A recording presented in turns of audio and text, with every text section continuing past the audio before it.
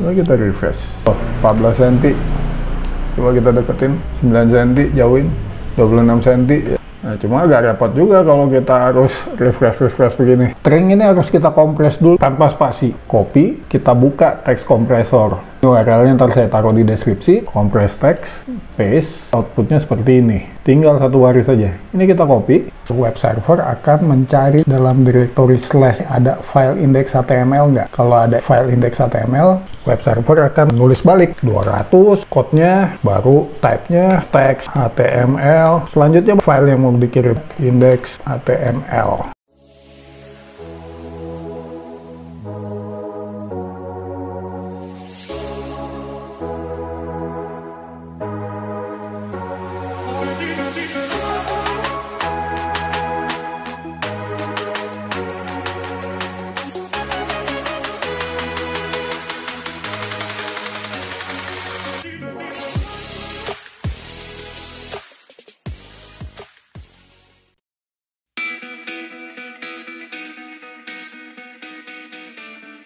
Bismillahirrahmanirrahim. Assalamualaikum warahmatullahi wabarakatuh. Kembali lagi dengan saya Teni Bagindo di channel Apa Itu. Kita lanjutkan pembahasan NodeMCU dan Water Tank Project. Kali ini kita akan bahas Wi-Fi connectivity dan web server. Kita akan menyajikan informasi ketinggian, volume, dan sebagainya dalam web-based application. Untuk dapat menggunakan Wi-Fi modul pada ESP8266 dibutuhkan library namanya ESP8266 Wi-Fi.H. Library ini udah termasuk dalam core library yang pertama kali kita install pada video yang pertama, jadi kita nggak perlu nambahin lagi, cukup kita includekan saja. Nah, Wi-Fi modul itu sendiri dapat bekerja di 4 modus. Modus pertama dia sebagai station, artinya dia akan terhubung pada access point.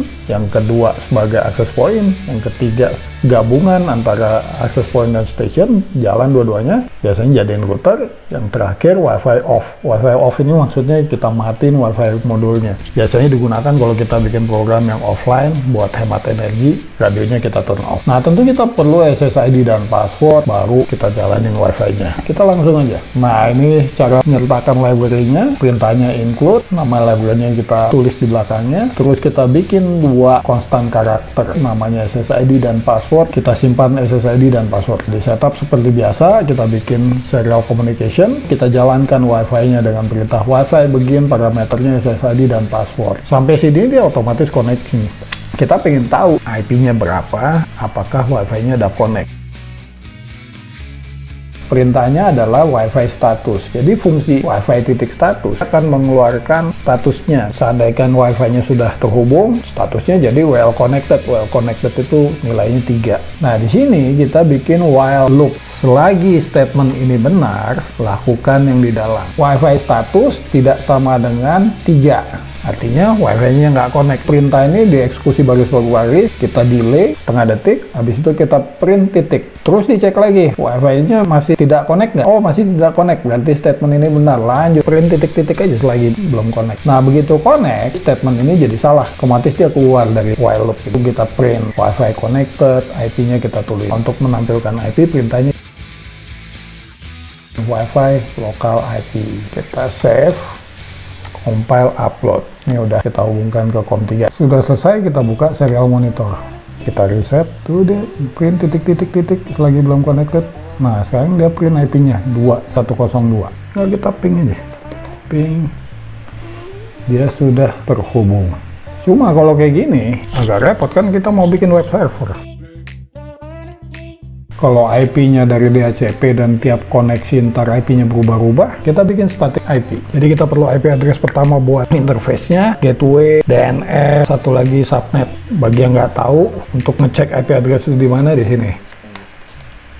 Nah, kita tahu nih IP address-nya berapa, subnet-nya berapa, DNS-nya berapa, default gateway-nya berapa. Ini aja kita salin. Tapi IP address-nya ntar kita bikin 220 aja. Kita bikin variabel namanya station IP, type-nya IP address, isinya 192.168.220. Pakai koma ya kalau di sini, kalau pakai titik ntar kacau balau. Ini kita copy aja 234 gateway 21, ini DNS 1200, subnet 255,255,255,0. Nah, ini kita hapus. Nah, di sini sebelum atau sudah terserah, kita masukkan konfigurasinya. Wi-Fi config. Parameternya station IP, station gateway, subnet, terakhir DNS. Udah, tinggal kita save, compile, tinggal kita upload. Kita buka serial monitor. Tuh, saya connect, sekarang IP-nya 220, ping lagi. Sudah terkoneksi. Wi-Fi udah sukses, kita lanjut dengan web server. Bagaimana komunikasi antara web browser dengan web server? Biasanya kita buka URL formatnya seperti ini. Contoh, kita akan buka HTTP 192.168.2.20. HTTP adalah protokolnya, host IP-nya adalah 192.168.2.20. Direktori yang dituju adalah slash. Unix system directory struktur paling tinggi adalah slash. Web server akan mencari dalam direktori slash ada file index HTML nggak? Kalau ada file index HTML, web server akan menulis balik 200, code-nya, baru type-nya, teks HTML. Selanjutnya file yang mau dikirim, index HTML. Kita bisa lihat di sini ada ilustrasinya. Klien ini web browser, buka URL ini, metodenya get. Web server akan kirim code 200 di headernya, content type-nya teks HTML, content length-nya 1024, baru filenya dikirim. Ini namanya event handler. Untuk menjalankan web server di ESP8266, kita perlu library namanya ESP8266 Web Server. Include ESP8266 Web Server.h. Setelah itu kita bikin objek ESP8266 Web Server. Kita kasih nama server, jalannya di port 80, di setup, tinggal kita bikin server on. Nah, ini yang tadi. Kalau buka slash, kita lakuin apa? Kita jalanin aja satu fungsi. Kita kasih nama root handler. Nah, habis itu servernya kita jalanin. Server begin. Kita tulis ke serial monitor, serial print, http, serial print lagi, Wi-Fi local IP, serial print line slash. Nah, di loop kita tambahin perintah ini. Server handle client. Jadi kalau ada permintaan dari client, dia naikin ke atas sini nih. Oh, misalnya di sini, baru dipanggil load handlernya. Tentu kita harus bikin lagi void load handler. Di load handler kita bikin apa? Server send 200, type-nya text, plain aja dulu. Kita tulis aja web server. Kita save, kita compile, kita upload. Selesai, kita buka serial monitor. Ini kita copy, kita buka di browser. Tuh, web server. Artinya udah sukses.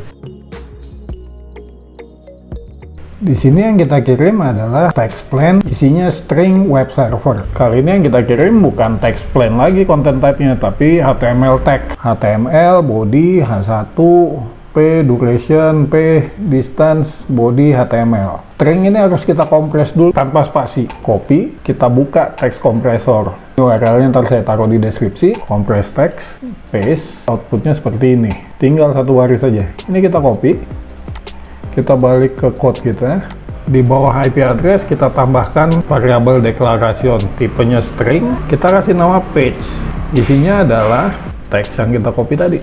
Kita balik lagi ke root handlernya. Di sini type-nya kita ubah jadi HTML. Sebelumnya text plain, sekarang text HTML. Jadi yang kita kirim variabel page-nya. Kita save as tentunya. Ini jadiin 3. Compile, upload.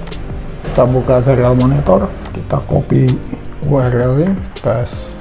Tampil seperti ini. Duration US distance CF. Pertanyaannya, gimana kita sempilin value dari sensor HC SR04? Kita buka caps sebelumnya, P1 ultrasonic 3A ini. Copy semua, komentar-komentar gak usah, copy. Balik ke caps kita, klik di kanan atas ada new tab, kasih nama aja ultrasonic. Code-nya kita paste di sini, loop kita buang.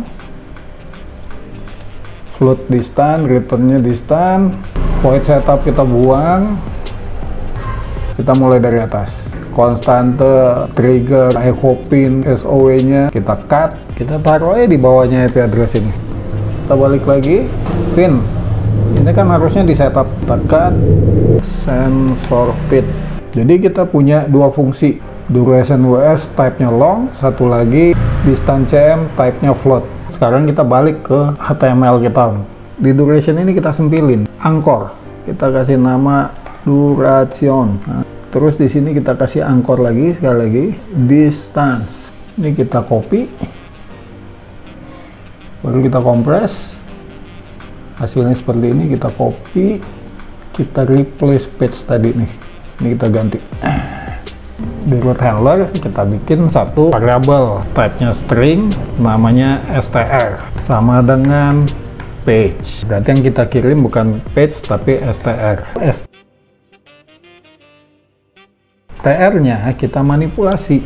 Ini adalah string operation, str replace. Kita cari beberapa karakter yang sesuai dengan patternnya, ntar kita replace dengan apa? Suka-suka kita mau replace apa? Yang mau kita cari pertama duration. Nah, kalau ketemu tag add duration di string str, berarti dia nemu ini nih.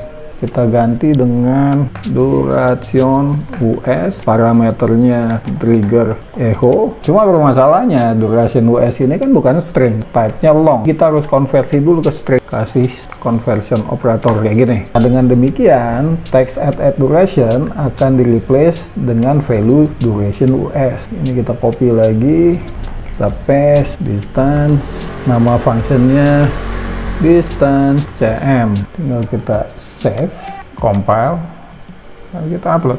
Buka serial monitor, sudah connect, tinggal kita reload aja nih. Tuh, kali ini tampil nih. Coba kita refresh. Oh, 14 cm. Coba kita deketin, 9 cm, jauhin, 26 cm. Nah, cuma agak repot juga kalau kita harus refresh begini.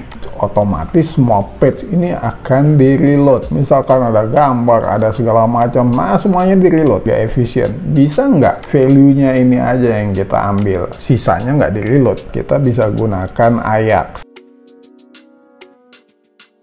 Kita harus bikin dulu dua response handler untuk nampilin duration dan nampilin distance. Di server handler, ini kita kasih nama deh, handler. Kita tambahin server on get duration handler. Satu lagi server on get distance handler. Nah, tentunya kita harus bikin dua void ini nih, duration handler sama distance handler. Void duration handler isinya apa? String s sama dengan duration us trigger echo. Nah, kita konversi lagi ke string kan, string server send 200 tag plain, dan yang kita kirim adalah s. Nah, ini kita copy, ini kita ganti, bukan duration tapi distance handler, distance cm. Udah, save as 4 ya, save, compile. Ini server huruf kecil, save, compile, upload. Sudah selesai, kita buka browser, cuma kita copy dulu nih, get duration, berarti ntar ada directory lain, get duration sama get distance. Kita masukin ke browser, get duration. Tiap kita reload, berubah angkanya. Nah, coba kita ganti dengan distance, ya kan berubah. Dengan demikian cuma value-nya aja yang dikirim. Nah, PR kita gimana caranya angka ini kita bisa sempilin ke ini. Kita masukin ke sini. Kita gunakan Ajax. Kan posisinya di sini. Kita tambahin span, ID-nya duration, di ujung sini juga span, tutup. Distance juga span, ID-nya distance, di sini berarti kita tutup span-nya. Nah, sebagai informasi lagi, kan ini akan kita konversi dalam bentuk string. Biasanya orang suka pakai single quote atau double quote. ID pakai double quote. Permasalahannya kalau kita konversi jadi string, quote ini kan diartikan akhir dari string atau awal dari string. Quote kita berantakan, nggak berfungsi. Makanya kita pakai single quote. Atau bisa kita pakai double quote tapi pakai escape karakter begini. Daripada ribet-ribet saya pakai single quote aja deh. Nah, sekarang kita selipin JavaScript di HTML kita. Berarti di sini kita kasih tag script. Kita tutup lagi di ujungnya. Script. Prinsipnya scriptnya akan panggil URL get distance, cemplungin ke distance ini. Untuk duration cemplungin ke sini. Ini saya ada HTML filenya Smart Switch. Di sini ada timer. Tiap beberapa detik kita ngambil value temperatur. Prinsipnya sama. Nah, kita copy aja scriptnya. Set interval function. Dieksekusi tiap 4000-nya kita ganti script. Ini kita copy, kita sempilin di sini. Script ini prinsipnya adalah timer. Fungsi ini akan dieksekusi tiap 1000 milisecond atau tiap 1 detik. Apa yang dieksekusi? HTTP request, type-nya get. Di sini istilahnya temperatur, kita ganti dengan value kita get duration. Akan ada respon teksnya. Di sini HTTP on ready state change artinya sudah dia request. Kalau statusnya 200, maka cari di dalam dokumen HTML kita yang ID-nya, berarti ini bukan temperatur, ID-nya duration. Yang ID-nya duration kan berarti ini span, ini duration. In inner HTML sama dengan this response text, berarti ini akan diganti dengan response text-nya. Response text-nya tadi kita udah demoin. Yang di dalam span ini akan diganti dengan itu.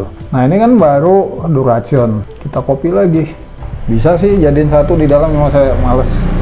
Kita pisahin aja. Distance. Ini ID-nya distance. Mungkin intervalnya 500 kali ya. 500. Kita copy dari sini. Compress. Ini semua kita copy. Nah, string page kita ganti lagi nih. Sampai ujung. Nah, kita save. Compile. Enable to find string literally operation distance. Nah, ini nih. Tuh kan. Kotor.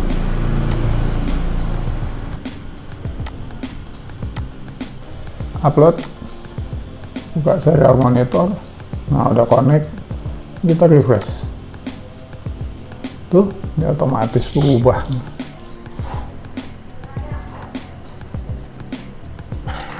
Jadi kita udah bahas bagaimana komunikasi dengan Wi-Fi, simple web server, kita kirim teks, kita kirim data dari ultrasonic sensor, ya kita harus refresh, kita tambahin AJAX, dengan demikian browser yang refresh karena ada JavaScript-nya untuk refresh tiap 1 detik. Secara keseluruhan itu tetap browser yang tarik yang request. Nah, ada kemungkinan misalkan kita set intervalnya terlalu besar, kita nggak dapat info yang up to date. Nah, bisa nggak kita bikin server yang nge-push? Kalau ada data baru dari server push. Nah, untuk itu kita pakai WebSocket. Itu tema pembahasan kita pada video berikutnya. Seperti biasa, kalau ada penjelasan saya yang salah, tolong tulis di komentar. Jangan lupa di like dan subscribe. Semoga bermanfaat. Assalamualaikum warahmatullahi wabarakatuh.